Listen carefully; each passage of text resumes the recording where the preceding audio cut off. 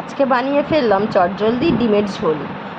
প্রথমেই তেলের মধ্যে একটু জিরে ফোড়ন আর একটু কুচানো পেঁয়াজ নিলাম, খুব সামান্য, কারণ করবো তো দুটো ডিমের ঝোল, তো ওই জন্য খুবই সামান্য মশলাই দেব।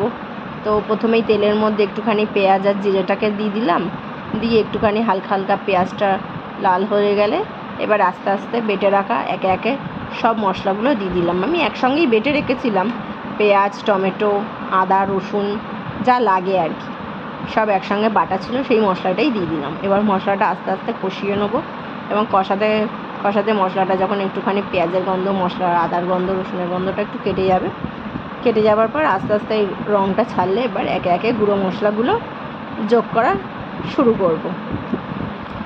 এবার আস্তে আস্তে একটুখানি এই যে হলুদ গুঁড়ো, সামান্য লঙ্কা গুঁড়ো, জিরে গুঁড়ো, ধনে গুঁড়ো আর খুব সামান্য নুন, স্বাদ অনুসারে যা হয় নুন। এবার মশলাটা ভালো করে কষিয়ে নেব। ডিমের ঝোল সবাই জানে, সবাই যেভাবে রান্না করে আমিও সেইভাবেই রান্না করলাম।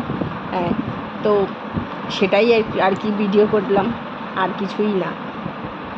তোমরাও কি এইভাবে রান্না করো? তাহলে কিন্তু অবশ্যই আমাকে জানিও। দেখো, কথা বলতে বলতে আমার মশলাটাও কষা